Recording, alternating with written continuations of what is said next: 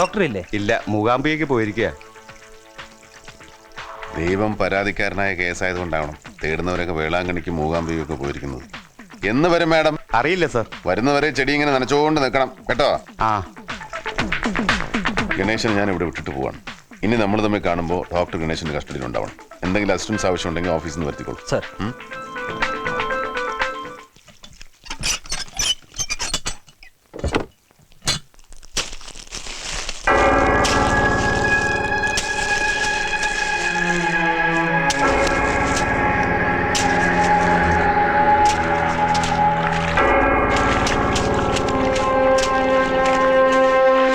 Sir, ദാ ഇവിടെ.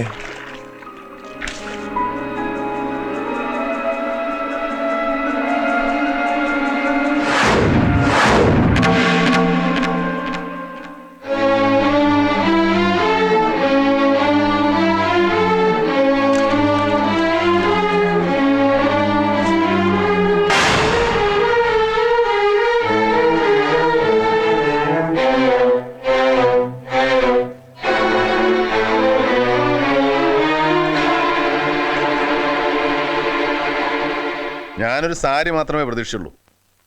ദൈവം നമുക്കൊരു ജുബ്ബയും പൊട്ടിയ മാലയും തന്നു. മാലയുടെയും ജുബ്ബയുടെയും ഉടമസ്ഥനെ കണ്ടുപിടിക്കാൻ ഒരു മാസ് ഐഡന്റിഫിക്കേഷൻ ഏർപ്പാട് ചെയ്യണം.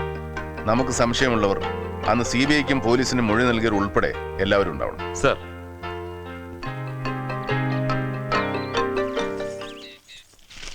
A bad news for you. ഓ,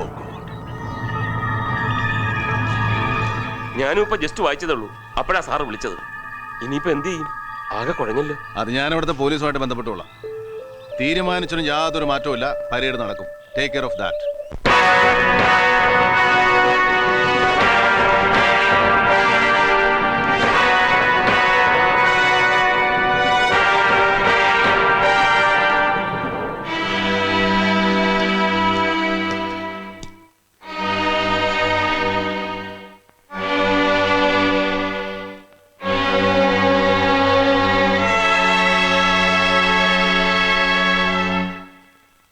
വർഷങ്ങൾക്ക് മുമ്പ് നാദാമംഗലത്തുണ്ടായ സംഭവത്തെക്കുറിച്ച് ഒരു പുനരന്വേഷണം നടത്താനുണ്ടായ സാഹചര്യവും തുടർന്നുണ്ടായ ചില കണ്ടെത്തലുകളുടെ രത്നച്ചുരുക്കവും നിങ്ങൾ അറിഞ്ഞു കഴിഞ്ഞു. ഇനി ഈ അന്വേഷണം മുന്നോട്ട് പോകണമെങ്കിൽ ഈ ജുബ്ബയുടെയും ഈ മാലയുടെയും ഉടമസ്ഥനെ കണ്ടുപിടിക്കേണ്ടിയിരിക്കുന്നു.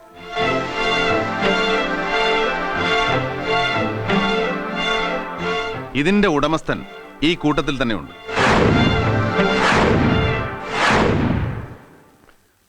ഗണേഷ്.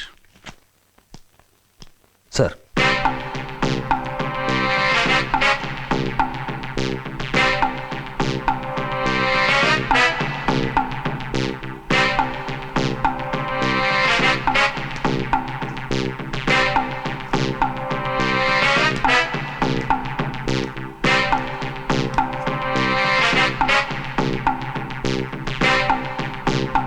ഈ മാലയുടെ ഉടമസ്ഥൻ സ്വമേധയാ മുന്നോട്ട് വരുമെന്നുള്ള വിശ്വാസമൊന്നും ഞങ്ങൾക്കില്ലായിരുന്നു. പക്ഷേ മറ്റാർക്കെങ്കിലും ഇത് ഇന്നാരുടേതാണെന്ന് കാണിച്ചു തരാൻ കഴിയും എന്നുള്ള വിശ്വാസം ഉള്ളതുകൊണ്ടാണ് നാട്ടുകാരെയും സാക്ഷികളെയും മൊഴി നൽകിയവരെയും പൗരമുന്നണിക്കാരെയും ഒക്കെ ഇവിടെ വിളിച്ചു വരുത്തിയത്. ഇങ്ങനെ ഒരു മാല നിങ്ങളാരും കണ്ടിട്ടില്ല? ആരെങ്കിലും ഇങ്ങനെ ഒരു മാല നഷ്ടപ്പെട്ടതായി പറഞ്ഞു പോലും കേട്ടിട്ടില്ല?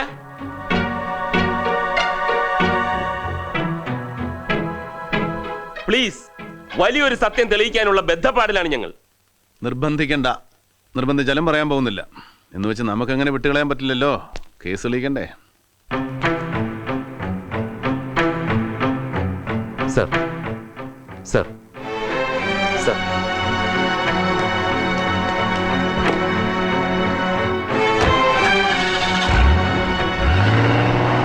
നമ്മൾ ആണുങ്ങൾക്കൊരു കുഴപ്പമുണ്ട്. കുഴപ്പമാണെന്ന് പറഞ്ഞുകൂടാ, ആണുങ്ങൾ അങ്ങനെയാണ്.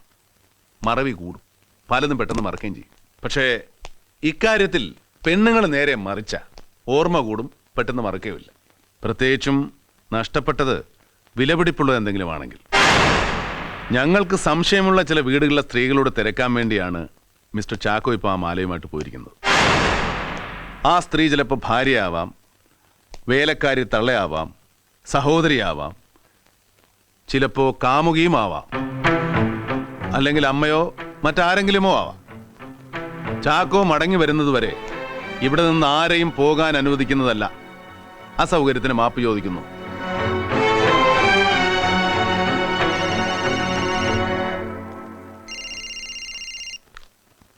ആ ചാക്കോ, തിരിച്ചറിഞ്ഞോ?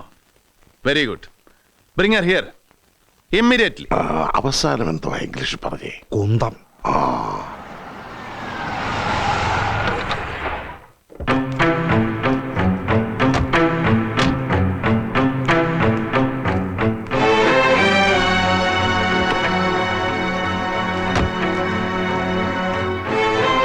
ചേട്ടാ മാല കിട്ടി. 4-5 വർഷം മുമ്പ് കാണാതെ പോയതാണ്. കിട്ടുമെന്ന് നിരൂപിച്ചതേ ഇല്ല. സ്വപ്പ പൊട്ടിപ്പോയി. പക്ഷെ കുഴപ്പമില്ല, സാധനം കിട്ടിയല്ല. ചേട്ടാ, ഈ സാറാണ് ഈ മാല കൊണ്ടുവന്ന് കാണിച്ച് നമ്മളെയാണാ ചോദിച്ചത്. ഏതോ കള്ളനെ പിടിച്ചപ്പോ കൂട്ടത്തിൽ അയാൾ നമ്മളെ മാലയെ പണ്ട് മോട്ടിച്ചിട്ടുണ്ടെന്ന് സമ്മതിച്ചെന്ന്. ഏത് മാല? എപ്പോ പോയി? ആര് പൊട്ടിച്ചു? ഇത്ര ഒട്ടന്ന് മറന്നുപോയാ? ചേട്ടാ, അന്ന് രാത്രി പള്ളി പെരുന്നാളിന് നാടൻ കാണാൻ പോയിട്ട് വന്ന് എന്നോട് പറഞ്ഞില്ലേ എന്റെ മാല കാണാനില്ല, ആരോ പൊട്ടിച്ചെടുത്തതാണെന്ന്. അന്നേ ഞാൻ ദേവിക്ക് വഴിപാട് നേർന്നയാണ്. മറന്നുപോയേട്ടാ? ആണുങ്ങളായാൽ ചിലപ്പോ മറന്നിരിക്കും. പേരെന്താന്നാ പറഞ്ഞേ? വിജയമ്മ. ആ മാല ഇങ്ങ് തന്നേക്ക്.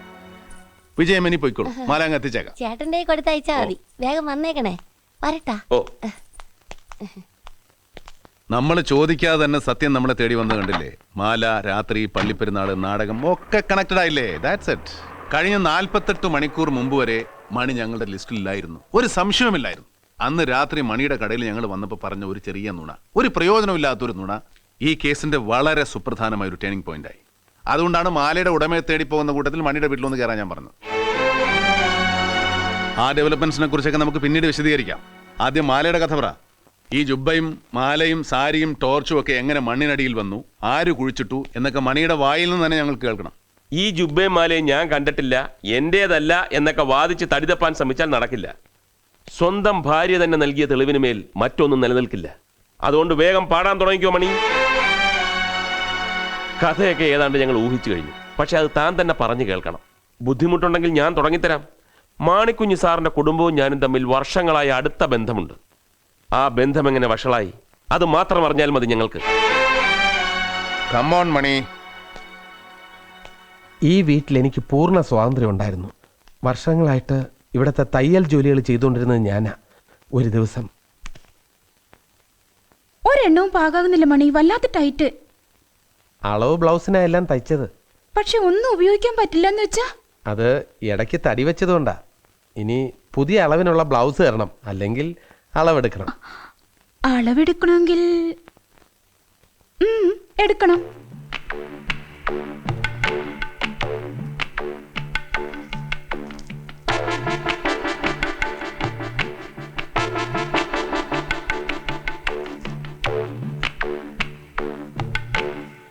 ആ ബന്ധം വളർന്നു. എല്ലാ അർത്ഥത്തിലും അല്ലേ? ഈ ബന്ധം തുടങ്ങിയത് അവർ വിധവയായ ശേഷമാണോ? അതെ. എന്നിട്ട് ഇടയ്ക്ക് കുറച്ചു ദിവസം മോസി അവരുടെ വീട്ടിലേക്ക് പോയി. അപ്പച്ചന്റെ അമ്മച്ചന്റെയും വീട്ടിലേക്ക് അല്ലേ? അതെ. ഇവിടുത്തെ പള്ളി പെരുന്നാളിന്റെ അന്നാ അവർ പിന്നെ തിരിച്ചു വന്നത്. പെരുന്നാളിന്റെ അന്ന് രാത്രി പള്ളിപ്പറമ്പിൽ വെച്ച് ഞാൻ അവരെ കണ്ടു. കുറെ ദിവസം കാണാതിരുന്ന് കണ്ടതല്ലേ? ദാഹം രണ്ടുപേർക്കും. നാടകം കാണൽ നിർത്തി കഴിഞ്ഞ് പോന്നു അല്ലയോ? എന്നിട്ട്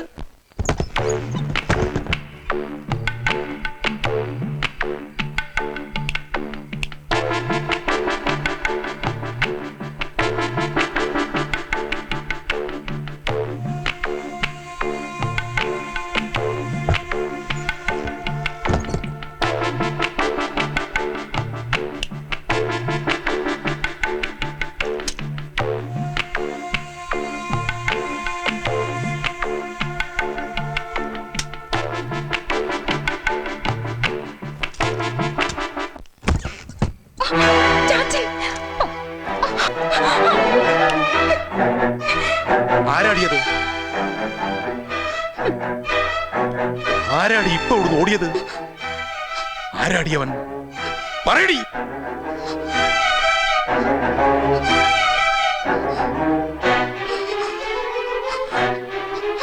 പറയടി. തേപിടിച്ചി. ആരാടിയവൻ?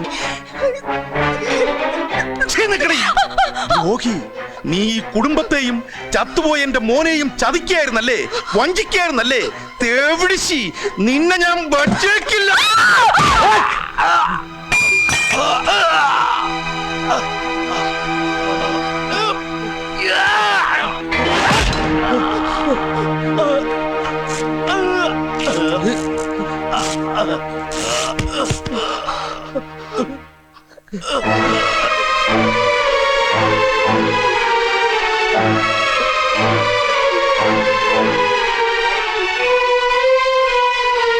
വേറെ മാർഗമില്ലായിരുന്നു.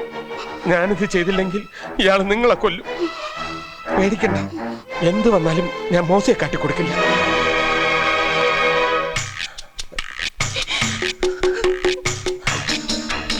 ബോഡി എത്രയും പെട്ടെന്ന് ഇവിടുന്ന് മാറ്റണം. ഞാൻ പോയി ഏതെങ്കിലും വണ്ടി കൊണ്ടുവരാം. ചോര, ജുബയില് ചോര.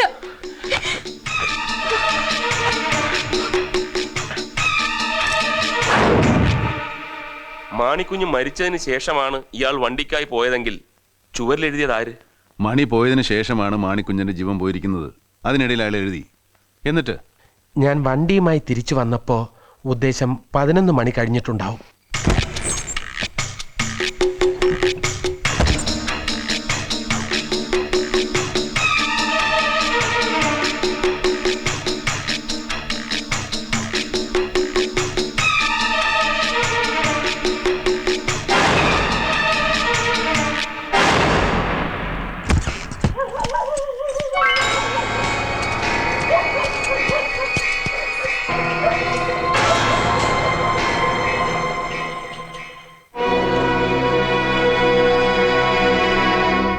ക്രൂരമായ കൊലപാതകം നടത്തിയതിനു ശേഷം സത്യം പുറത്തു കൊണ്ടുവരാൻ പൗരമുന്നണിക്ക് നേതൃത്വം നൽകുക, CBI കൊണ്ട് അന്വേഷണം നടത്തിപ്പിക്കുവാൻ ഹർജി കൊടുക്കുക, തന്റെ ചങ്കൂറ്റം സമ്മതിച്ചിരിക്കുന്നു.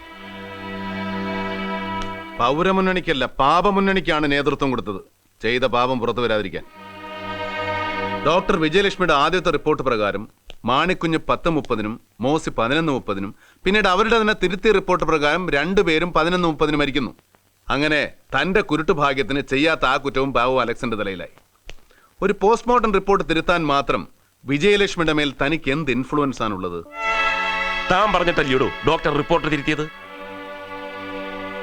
ഡോക്ടർ വിജയലക്ഷ്മിയുടെ ബ്ലൗസും നിങ്ങൾ തന്നെയാണോ അളവെടുത്ത് തുന്നി കൊടുക്കുന്നത്? അന്ന് കടയിൽ വെച്ച് ചോദിച്ചപ്പോൾ ഡോക്ടറെ അറിയില്ല, ഒരു പരിചയമില്ലെന്നല്ലേ മണി പറഞ്ഞത്. പക്ഷേ കഴിഞ്ഞ 48 മണിക്കൂറിനുള്ളിൽ നിങ്ങൾ പരസ്പരം വളരെ അടുത്ത പരിചയക്കാരാണെന്നുള്ളതിന് തെളിവ് CBIക്ക് ലഭിച്ചതാണ് ഞാൻ നേരത്തെ പറഞ്ഞ ഈ കേസിന്റെ സുപ്രധാനമായ ടേണിംഗ് പോയിന്റ്. കഴിഞ്ഞ 2 ദിവസമായി ഡോക്ടറെയും കാത്തുനിന്ന എൻ്റെ സഹപ്രവർത്തകന് ഡോക്ടറെ കാണാൻ കഴിഞ്ഞില്ല. പകരം വളരെ പ്രധാനപ്പെട്ട ഒരു തെളിവ് കിട്ടി. മണിയുടെ കടയുടെ ഉദ്ഘാടനത്തിന്റെ ഇൻവിറ്റേഷൻ. ഇത് മണി എനിക്ക് തന്നതല്ല, ഡോക്ടർ വിജയലക്ഷ്മിക്ക് അയച്ചത്. സാധാരണ പരിചയമില്ലെങ്കിലും നാട്ടിലെ പ്രമാണിമാരെ ഉദ്ഘാടനത്തിന് ക്ഷണിക്കാം. പക്ഷേ ഇത് അങ്ങനെയുള്ളതല്ല എന്നുള്ളതിന് ഇതിനകത്തുള്ള കുറിപ്പാണ് തെളിവ്. പ്രിയപ്പെട്ട വിജി, ഉദ്ഘാടന വിജയ് തീർച്ചയായും പ്രതീക്ഷിക്കുന്നു. എൻ്റെ ഓണാശംസകൾ. സസ്നേഹം, മണി. ഈ കുറിപ്പാണ് ചാക്കോയെ മണിയുടെ വീട്ടിലെത്തിച്ചത്. അന്ന് ചോദിച്ചപ്പോൾ ഡോക്ടർ അറിയാമെന്ന് പറഞ്ഞിരുന്നെങ്കിൽ ഈ കഥ തന്നെ മാറിയാനെ. പരിചയമുള്ള ഒരാൾക്കൊരു ഇൻവിറ്റേഷൻ അയച്ചു, അത്രേ കരുതുള്ളൂ. പക്ഷേ ഒരു പ്രയോജനവുമില്ലാതെ നിങ്ങൾ പറഞ്ഞ ഒരു നുണ ഇന്ന് നിങ്ങൾക്ക് തന്നെ വിനയായി തീർന്നു. There are times the least will become the most important.